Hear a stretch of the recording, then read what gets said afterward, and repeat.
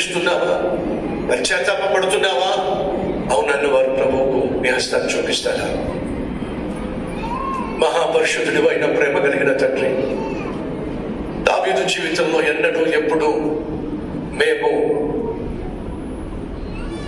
విననటువంటి బహుశక్తివంతమైన సందేశాల ద్వారా మాతో ఈ 11వ అధ్యాయం నుంచి మాట్లాడావు నాయన.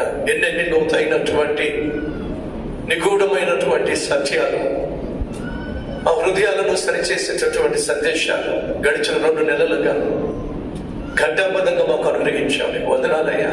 ఒక్కొక్క సందేశం ఒక్కొక్కరి హృదయాన్ని ప్రక్షాళన చేస్తూ వచ్చింది. ఈరోజు నాయన దావీదు జీవితంలో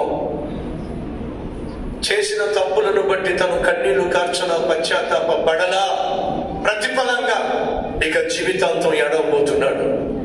ఆ రోజు మా జీవితంలో ప్రవేశించకుండా ఉండాలంటే ఈ రోజు మేము మోకాల మీద పడి ఆ తప్పుల నిమిత్తం మేము పశ్చాత్తాప పడినట్లయితే నాయనా మిగిలిన కాలం అంతా సుఖంగాను సంతోషంగా మేము జీవించగలుగుతాం. ఈ సత్యాన్ని అర్థం చేసుకున్న అంగీకరించిన మా సహోదరి సహోదరులు మరొన్న చోటే నాయన మోకాల మీద పడి పశ్చాత్తాపడుతున్నారయ్యా. కన్నీళ్లు కార్చేవాళ్ళు కన్నీళ్లు కారుస్తున్నారయ్యా. వారి పశ్చాత్తాపాన్ని అంగీకరించాయా. వారు చేసిన ప్రతి తప్పును క్షమించాయా. నువ్వు కళ్ళు ఎర్ర చేస్తే మేము తట్టుకోలేవు నాయన. తట్టుకోగలిగిన శక్తి మాకు లేదు నాయన. అడుగుతున్నాయా, మమ్మల్ని మన్నించాయా, మమ్మల్ని క్షమించాయా. అధికారులు మొదలుకొని నడినెత్తి వరకు మమ్మల్ని శుద్ధీకరించు నాయన.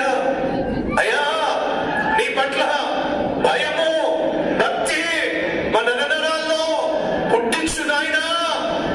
పాపము చేయడానికి భయపడే మనస్సు మాకు దయచేయి నాయన. ఇక నుంచైనా నిన్ను గాయపరచకుండా, నిన్ను బాధ పెట్టకుండా, నిన్ను సంతోషపరచగలిగిన అద్భుతమైన ఆత్మీయత మా అందరికీ దయచేయమని యేసయ్య పేరట వేడుకుంటున్నాం తండ్రి. ఆమేన్. ఈ సందేశం